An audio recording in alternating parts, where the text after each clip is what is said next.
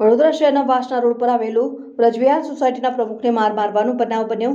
સૂત્રોના જણાવ્યા મુજબ કૂતરા માટેના ઝઘડામાં વ્રજવિહારના સોસાયટીના પ્રમુખને વગર ફોકટ અને ફોર વ્હીલર કારમાં ગોંદી રાખી માર મારવામાં આવ્યો હતો અને અજ્ઞાત સ્થળે વડીલને ફેંકીને કાર ચાલક નાસી છૂટ્યો। હાલમાં વડીલને ગંભીર રીતે ઈજા થતા સારવાર દરમિયાન હોસ્પિટલ ખાતે ખસેડવામાં આવ્યો। વડીલના ન્યાય અપાવવા માટે સોસાયટીના રહીશો જેપી પોલીસ સ્ટેશનની બહાર દોડી આવ્યા। સાંભળો સોસાયટીના વડીલો શું કહી રહ્યા છે। બને તો આજરોજ જેપી રોડ પોલીસ સ્ટેશન આવવું પડ્યું। ગઈકાલ રાતે 24 કલાક પૂરા થયા છે। ગઈકાલ રાતે અમારા સોસાયટીના પ્રમુખને ડોગ લવરો દ્વારા ખૂબ જ ઢોર માર મારવામાં આવ્યો છે અને એ ઢોર માર મારવાને પ્રત્યે આજે અમે સોસાયટીવાળા એક નિયમ કર્યો છે કે બહારથી જે કૂતરાઓને ખાવાનું ખવડાવવા આવે છે, જે પણ એનજીઓ છે, એ ખાવાનું ખાલી ખીચડી અને પૌવા આપીને જતા રહે છે।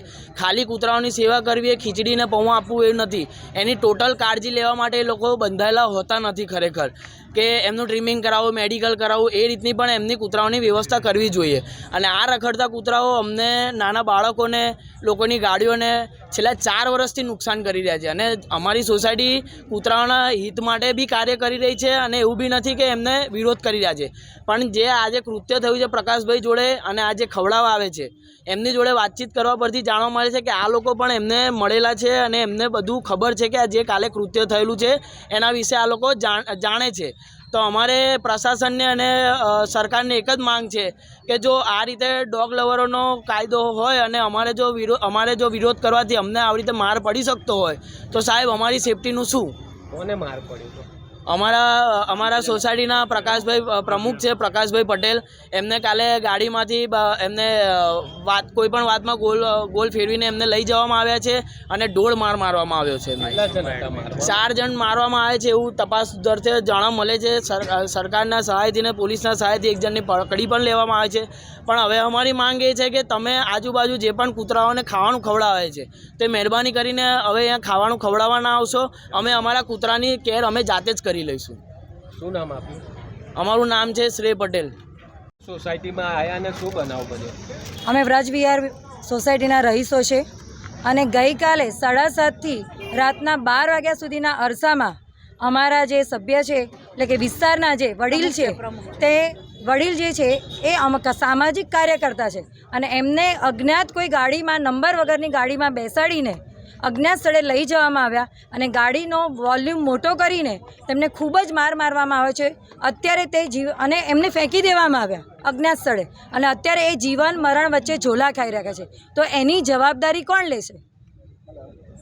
તો આના માટે અમે અત્યારે તાંદલજા પોલીસ સ્ટેશનમાં ફરિયાદ નોંધાવવા આવ્યા છે કે જે તે વ્યક્તિએ આ કાર્ય કર્યું છે એની શોધખોળ કરે અને સત્વરે એની કાર્યવાહી કરે અને એ વ્યક્તિને ન્યાય આપે, કારણ કે એ વ્યક્તિ ખૂબ જ નિર્દોષ છે અને સામાજિક કાર્ય કરે છે અને બધાને મદદરૂપ બને છે અને વડીલ છે, એટલે અમે આજે અહીંયા ભેગા થયા છે। આ બધો મામલો શાનો છે? હવે કૂતરાની બાબતે થયો છે પણ પિક્ચર ક્લિયરમાં આવતું નથી। એનજીઓ વાળા સાથે આ ઘર્ષણ થયેલું છે। એનજીઓ અને એક બીજા કોઈ રહીશ છે એની સાથેનું ઘર્ષણ છે અને એનજીઓના નામ જોઈએ અને જે એનજીઓના માણસ આવ્યા છે અમારી સોસાયટીમાં ઘણા વર્ષોથી આવે છે એમને ગુજરાતી પણ બોલતા નથી આવડતું અને ઘણા બધા નાના છોકરાઓને પણ કરડી ગયા છે, મહિલાઓને પણ કરડી ગયા છે। એટલે આ બધી પરિસ્થિતિ છે તો એમાં સેફટી જ નથી રહી। રાત્રે તો નહીં તો 25 થી 30 કૂતરા હોય છે, તો રાત્રે કોઈ અજાણી વ્યક્તિ જતી હોય કે આ સોસાયટીનું કોઈ જતું હોય તો એ મરી જશે તેની જવાબદારી કોણ લેશે? સરકાર લેશે કે કોઈ ખાનગી એનજીઓ લેશે? અને અત્યારે તમે જીવદયાની પાછળ ઘણું બધું કરી રહ્યા છો, તો જે નોનવેજ ખાય છે એમાં જીવદયા નથી આવતી ભાઈ? અને મંદિર પાસે મૂકી જાય છે કૂતરાઓને નોનવેજ આ માટે તો ન્યાય જોઈએ કે નહીં? તમે જીવદયાનો પ્રેમ રાખો તો જે નોનવેજ ખાતા હોય એને પણ એનજીઓમાં લઈ જાઓ। અમારી માંગણી એવી છે કે એ ભાઈને ન્યાય મળે અને જેણે પણ આ કૃત્ય કર્યું છે એને સખતમાં સખત સજા થાય એવી અમારી રજૂઆત છે। આપનું નામ? પાયલ પટેલ।